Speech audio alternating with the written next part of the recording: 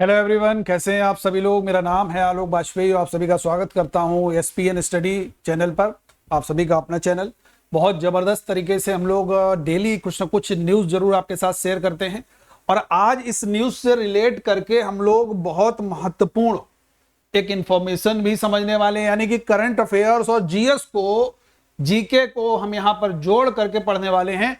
तो एक व्यक्ति की आप लोग तस्वीर देख सकते हैं और ये जो व्यक्ति हैं ये भारत के नए अटॉर्नी जनरल नियुक्त किए गए हैं और ये 1 अक्टूबर से अपना कार्यभार ग्रहण कर लेंगे, क्योंकि जो वर्तमान समय के अटॉर्नी जनरल ऑफ इंडिया हैं जिनका नाम है के वेणुगोपालन साहब, के वेणुगोपालन साहब 30 सितंबर को उनका कार्यकाल समाप्त हो जाएगा।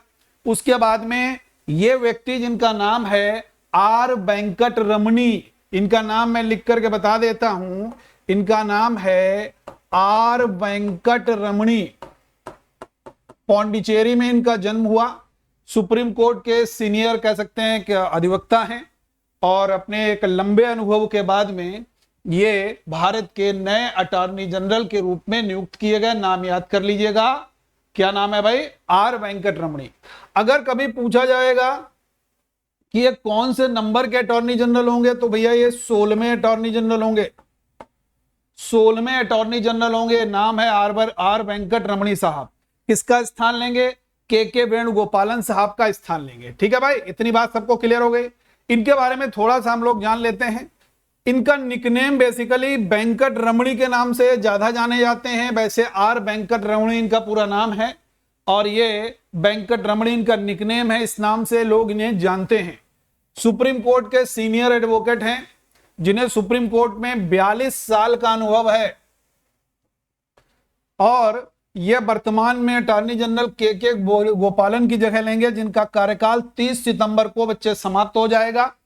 वेंकट रमणी साहब 1 अक्टूबर से भारत के अटॉर्नी जनरल के रूप में कार्यभार ग्रहण करेंगे। ऐसी घोषणा राष्ट्रपति जी के द्वारा, द्रौपदी मुर्मू जी के द्वारा की जा चुकी है। तो आप लोगों को यह बात याद रखनी है। अब यहां पर बहुत सारे अटॉर्नी जनरल से संबंधित सवाल उठते हैं, तो हम लोग इसी करंट के न्यूज से रिलेट करके अटॉर्नी जनरल, जिसको भारत का सर्वोच्च विधि अधिकारी कहते हैं, हिंदी में महान्यायवादी कहते हैं, उनको हम लोग समझ लेंगे। ठीक है भाई, देखो महान्यायवादी अटॉर्नी जनरल, सबसे पहला बात तो यह होगी कि भाई ये भारत के सर्वोच्च विधि अधिकारी हैं। भारत के सर्वोच्च विधि अधिकारी इनको कहा जाता है। यह आपका बड़ा महत्वपूर्ण एक सवाल बनता है। First law officer of India, the answer will be attorney general of India. अब अगर सवाल पूछा जाएगा अटॉर्नी जनरल कौन से आर्टिकल में है, तो रिलेटेड टू आर्टिकल नंबर 76। यहां पर समझोगे भारत के जो महान्यायवादी या अटॉर्नी जनरल हैं सरकार के मुख्य विधि सलाहकार होते हैं और भारत के सर्वोच्च न्यायालय में इनके प्राथमिक वकील भी होते हैं। सर्वोच्च न्यायालय में, याद रखिएगा इस पॉइंट को, इन्हें देश का सर्वोच्च विधि अधिकारी भी कहते हैं, याद रखना है। ठीक है भाई, याद रहेगा। आगे बढ़ते हैं। इनकी नियुक्ति और कार्यकाल, यानी कि इनको नियुक्त कौन करता है, इनका कार्यकाल कितना होता है, बड़ा मामला इसमें एक मिस्टीरियस रहता है। विद्यार्थी बड़े गड़बड़ करके आते हैं, तो वो गड़बड़ नहीं करना है, बहुत ध्यान से समझ लीजिएगा। आर्टिकल 76 के भाग संख्या 1 के तहत इनको राष्ट्रपति जी के द्वारा नियुक्त किया जाता है। कौन नियुक्त करता है? राष्ट्रपति जी के द्वारा नियुक्त करता है और इनका कार्यकाल संविधान में उल्लिखित नहीं है। इनका संविधान में कार्यकाल उल्लिखित नहीं है। ये राष्ट्रपति साहब के प्रसाद पर्यंत, बहुत इंपॉर्टेंट है, राष्ट्रपति साहब के प्रसाद पर्यंत पद धारण करते हैं, यानी कि जब तक राष्ट्रपति महोदय चाहेंगे तब तक ये अपने पद पर बने रहेंगे। तो ये आपका बड़ा इंपॉर्टेंट पॉइंट हो गया। नियुक्ति किसके द्वारा और टेन्योर क्या है? Tenure during the pleasure of president, यानी कि राष्ट्रपति के प्रसाद पर्यंत पद धारण करते हैं। मोस्ट इंपॉर्टेंट है। अब अगर आगे बढ़ते हैं, यहां पर देखिए मैंने जो बताया वो लिखा हुआ है, भारत के महान्यायवादी का कार्यकाल संविधान में नहीं है निर्धारित। अगर पूछा जाए कितना टेन्योर है, तो आप कहोगे संविधान में निर्धारित नहीं, तो कब तक बने रहेंगे? During the pleasure of president, राष्ट्रपति की इच्छा के ऊपर। और राष्ट्रपति के द्वारा किस व्यक्ति को बनाया जाएगा? अभी भाई बने तो कहीं ना कहीं न्याय से जुड़े हुए हैं, जुडिशियल फील्ड से जुड़े हुए हैं, बहुत सीनियर हैं। ऐसा व्यक्ति होना चाहिए जो सर्वोच्च न्यायालय का न्यायाधीश नियुक्त होने योग्य हो नहीं। ऐसा व्यक्ति अटॉर्नी जनरल बनेगा जो सुप्रीम कोर्ट का न्यायाधीश जस्टिस नियुक्त होने योग्य होना चाहिए, यानी कि एलिजिबल होना चाहिए। वो व्यक्ति अटॉर्नी जनरल बनाया जा सकता है। ठीक है। रिमूवल प्रोसेस क्या है, इनको कैसे हटाया जा सकता है। संविधान में इनकी प्रक्रिया शामिल नहीं है।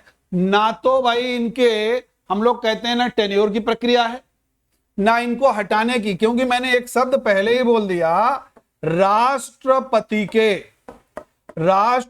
के प्रसाद पर्यंत।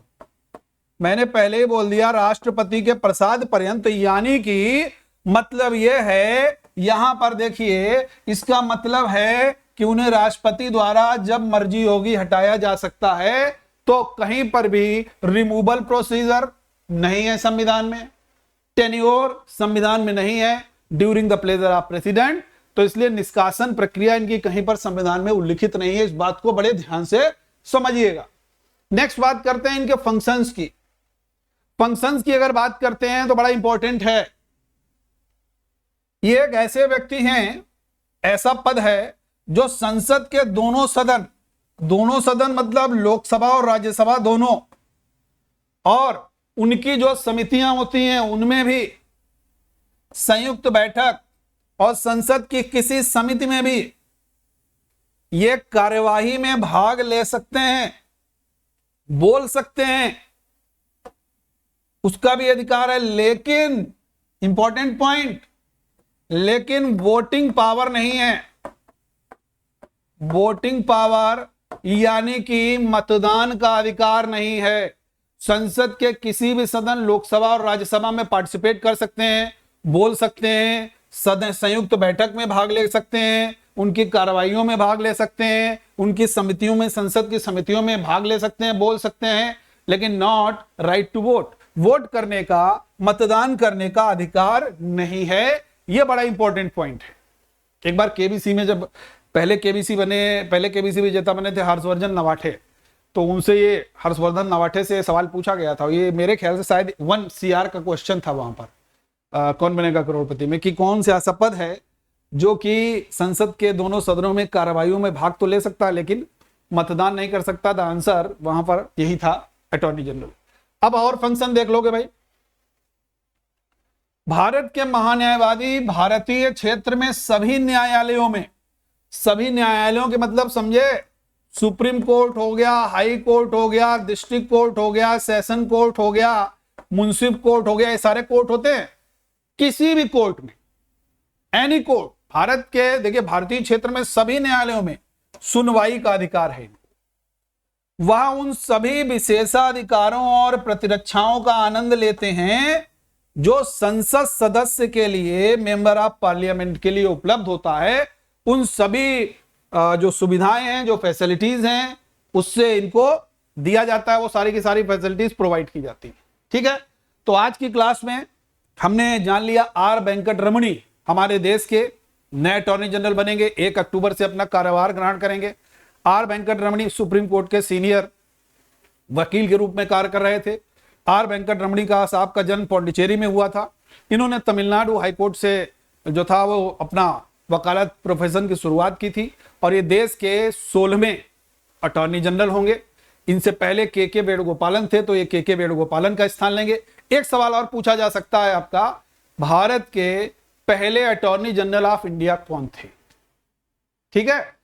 तो पहले अटॉर्नी जनरल ऑफ इंडिया का नाम आप सभी लोग कमेंट सेक्शन में जरूर लिख करके बताइएगा। आपके लिए निश्चित रूप से इंपॉर्टेंट क्वेश्चन बन सकता है। थैंक यू, जय हिंद। अगर वीडियो अच्छा लगा हो तो आप सभी लोग भैया सब्सक्राइब जरूर कीजिएगा, शेयर जरूर कीजिएगा।